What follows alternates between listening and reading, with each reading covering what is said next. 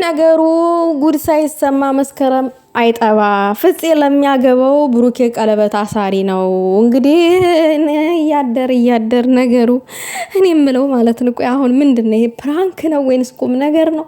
እኛ አልገባንም ፍፄ። እኛ እኮ ግራ ተጋብተናል።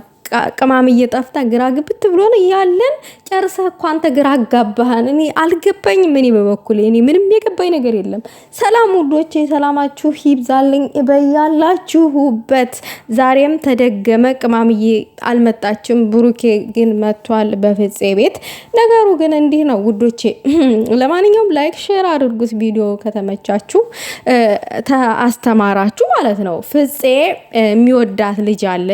ነገር ግን ያችን ልጅ ከማግባቱ በፊት ያው የቃል ኪዳን ቀለበት ማሰር ይፈልጋል።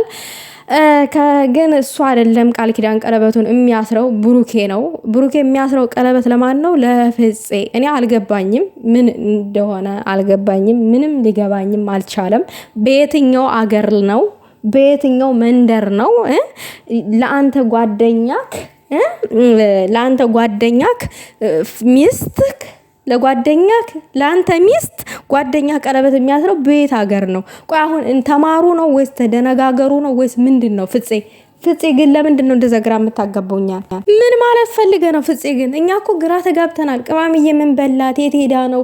እኔ ሀሳብ ላይ ነኝ። ጭራሽ ሌላ ሀሳብ ትፈጥራለህ እንዴ? ምን ማለት ፈልገ ነው? ወይንስ ብሩኬ ቀለበት ሰር ነው ለሃይሚ ያስራል እንዴ? እሱማ የት ይቀራል? ዳይመንድ ነው የሚያስርላት። ምክንያቱም ዳይመንድ ናት የኛ ልጅ። ለዳይመንድ ሰው ዳይመንድ ያስፈልገዋል።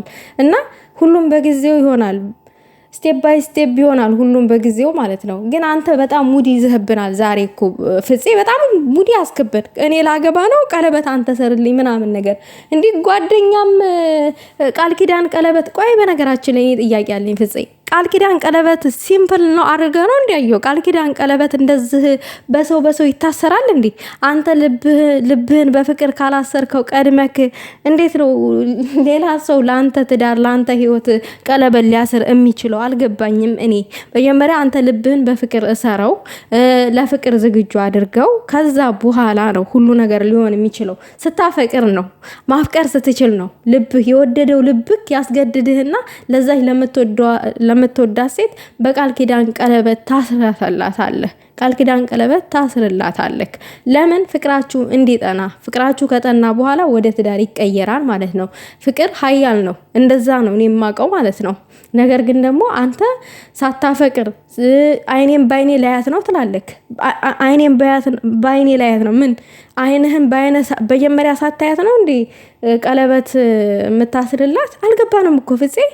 አላየሃትም ማለት አላወካትም፣ ገና አልተፈጠረችም ማለት ነው የምታገባት ሴት። አልገባኝም እኔ ለራሴ። አይኔም ባይን ወይንስ ልጅ ምናምን ነገር መጥቷል ሊወለድ ነው? ያን እኔ አይኔም ባይኔ ላይ ነው የሚለው አንድ ሰው ሚስቱ እርጉዝ ስትሆንለት ነው አይደለ? አንተ ሚስት እርጉዝ ነች እንዴ? አይኔም ባይኔ ላይ ነው አልክሳ። አልገባንም። አረው ጨጓሬ ተላጠ። እግዚአብሔርን ዶ ፕራንክን ሃይሚ ትስራት። የምሬ ነው የምላችሁ። ከነቅኔው ከነ ትምህርቱ ከነ ቁም ነገሩ ከነ ምኑ ቅማምዬ ንግስቷ ፕራንክን ትስራት ከነ ትምህርቱ። እንቅጯን ማለት ነው። በቃ የሆነ በቃ አስተማሪ የሆነ ያበደ ፕራንክን ቅማምዬ ትስራት። ከዛ ውጭ ዜሮ። ብሩኬ ሃይሚዬ የት ሄዳ ነው? አንተ ብቻ መጣ። ሃይሚን ለምን ይዛል መጣ? ምን ተፈጥሮ ነው? ለምንድን ነው የምታጨናንቀን? እኛ እኮ ግራ ገባን። እናንተን ሁለታችሁን ስንጠብቅ ፍፄ መጥቶ ቀለበት ሰርልኝ ለሚስቴ አለክ። አንተም ደግሞ ምንድን ነው ግራ ተጋባክ። ግራ ግብት አለክ አይደለ?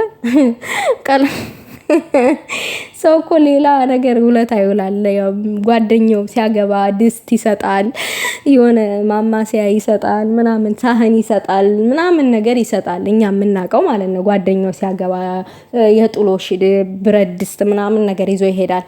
ብሩኬ ግን ለጓደኛው ውለታ እንዲውልለት የፈለገው ምንድነው? ቃል ኪዳን ቀለበት እንዲያስርለት ነው የሚፈልገው። ያቺ ሴትና ያንተ ሚስትና የብሩኬ ልብ ነው እንዴ መተሳሰር ያለበት ፍፄ? ወይንስ አንተ ነህ ከሚስት ጋር መታሰር ያለብክ? ኧረ ተው ፍፄ ተው። ለማንኛውም ግን ውዶቼ እኔ ማለት አላሳቀኝም፣ አናዶኛል። ምክንያቱም ምንም እኔ የወሰንኩበት ቁም ነገር የለም። ምንም ፈታ አላደረገኝም።